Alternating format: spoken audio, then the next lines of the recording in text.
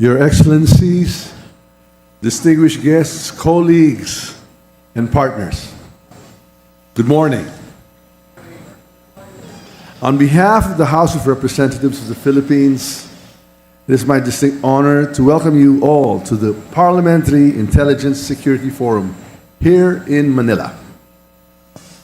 We gather at a critical moment when the Indo-Pacific, home to 4.7 billion people, or 60% of the global population, and a driving force of global trade and innovation, is both a region where economic dynamism coexists with intensifying strategic competition, geopolitical tensions, and non-traditional security threats. These realities demand our collective action and resolve as parliamentarians and lawmakers. Let me begin by framing the context of our discussions.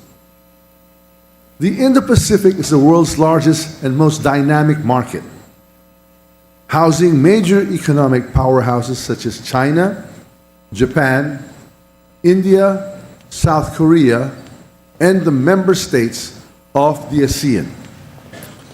As a collective economic bloc, ASEAN is on track to become the fourth largest economy in the world over the next 5 years.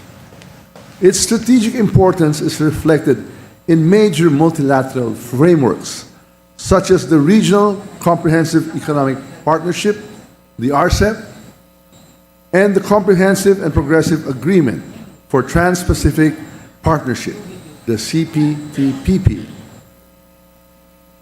Yet, despite its economic strengths, the Indo-Pacific remains a theater of intense strategic competition, unresolved disputes, and emergent threats. Today, I will address the opportunities and challenges we face, focusing on 3 key areas. 1, geopolitical stability. 2, economic resilience. 3, technological transformation. The Indo-Pacific is the heart of evolving geopolitical dynamics. It is crucial to emphasize that coastal states, including the Philippines and other claimant states, are sovereign nations with a direct and vested interest in upholding their territorial integrity, sovereign rights, and adherence to international law. For the Philippines, the situation is the West Philippine Sea, which remains a direct and urgent concern.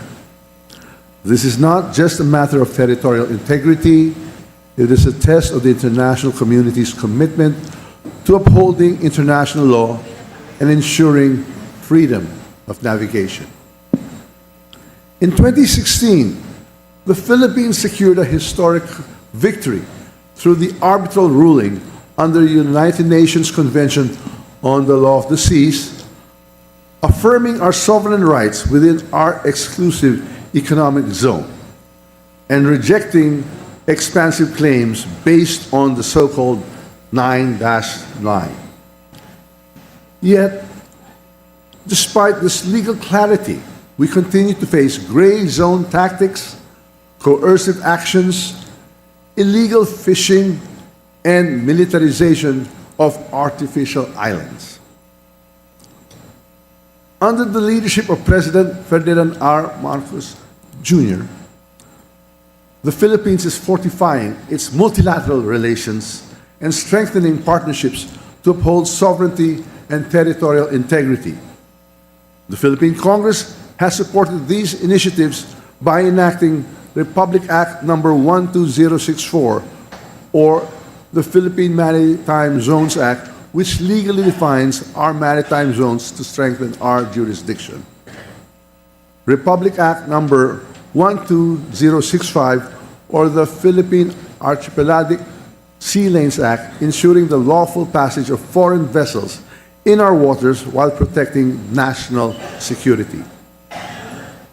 The West Philippine Sea issue underscores the importance of preserving a rules-based international order. For smaller nations like the Philippines, this order serves as a safeguard against the arbitrary use of power and ensures that disputes are resolved peacefully through dialogue and diplomacy rather than coercion or intimidation. As parliamentarians, we have shared responsibility to uphold this order by strengthening alliances, reinforcing multilateral institutions, and ensuring compliance with international rulings like the 2016 Arbitral Award.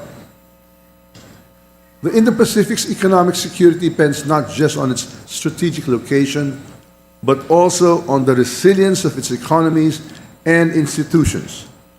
Persistent inequalities threaten regional stability. Without adequate social protections, 266 million people in Asia could fall into poverty by 2040. Income disparities, access to health care, and economic opportunities remain uneven, especially for marginalized communities. To counter these challenges, we must strengthen multilateral economic frameworks like the RCEP and the CPTPP, ensuring their inclusive and equitable implementation. Prioritize green transitions, sustainable infrastructure, and climate-resistant economies to mitigate climate-related economic risks. Secure global supply chains, particularly in semiconductors, critical minerals, and advanced manufacturing against disruptions caused by geopolitical tensions or natural disasters. Economic resilience is also about protecting our democratic institutions from external influence. Hostile actors continue to employ tactics such as espionage, disinformation, and cyber operations to undermine national sovereignty. To address this, the House of Representatives has introduced House Bill number 11040, or the Counter-Foreign Interference Act, which seeks to penalize acts of foreign interference, safeguard critical infrastructure, and reinforce democratic integrity. This legislation aligns with global efforts to protect national security while maintaining open and transparent governance. The Indo-Pacific stands at the forefront of technological innovation, but emerging technologies also pose risks to political stability, economic security, and social trust. The digital divide remains stark, with inequitable access to the digital economy, cybersecurity, data privacy, and artificial intelligence limiting opportunities for many. Our collective challenge is to establish clear regulations and safeguards to protect and to prevent the malicious use of technology, whether through cyber attacks, data breaches, or AI-driven disinformation campaigns. Additionally, technological innovation must be a tool for climate action. The Indo-Pacific, being highly vulnerable to climate change, must invest in green technologies, renewable energy, and sustainable solutions to combat rising temperatures, natural disasters, and environmental degradation. Ladies and gentlemen, the Indo-Pacific's challenges are immense, but so are its opportunities. Our region's diversity is its greatest strength, and through dialogue, cooperation, and decisive action, we can navigate these complex realities together. As parliamentarians, we have a unique role in shaping policies that promote security, prosperity, and resilience. Let us use this forum to share best practices, deepen partnerships, and advocate for forward-looking solutions grounded in shared values. In closing, I urge all of us to recognize the Indo-Pacific not just as a region of competing interests, but as a community of nations bound by shared aspirations of peace, stability, and development. As we have emphasized in previous forums, let us uphold three guiding principles.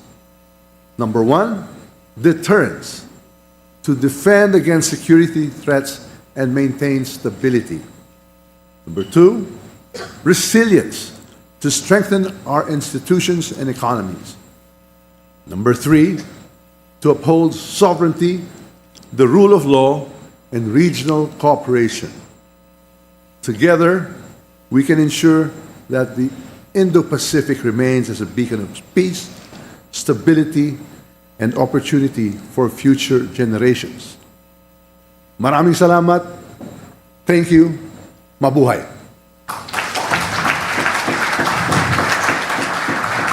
Thank you, Speaker Romualdez.